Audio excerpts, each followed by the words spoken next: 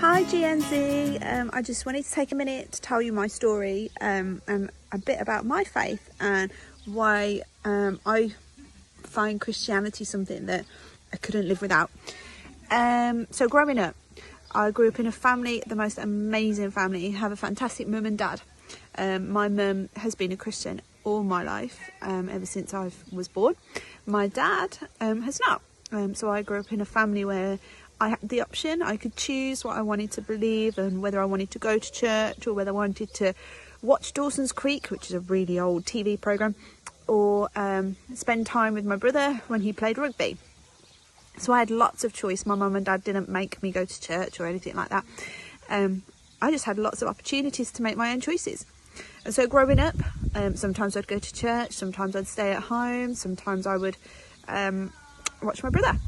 And I came to a point when I was 17 when I really felt like God spoke to me and said, Rachel, you either need to live for me or not.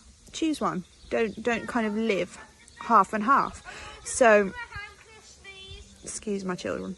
So I decided to make a commitment and say, you know what, Jesus, I want to live for you.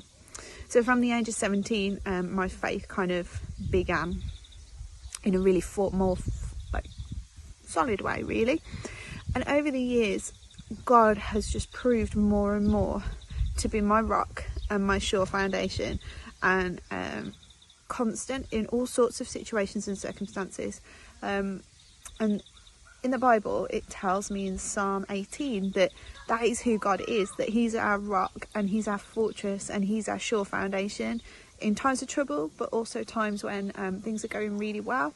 So I just want to encourage you, no matter what season you're in, whether it's a really positive season, whether it's a season where things aren't going so well, that God can be your rock and your fortress, that you can trust him, that you can give him all your cares and concerns, because at the end of the day, he is still God and he loves you and he's there for you and he holds you tightly in his hand. So Psalm 18, if you get a moment, please read it. It's a really encouraging psalm, and it will remind you that God is your rock and your sure foundation, and that is who he is for me. See you soon.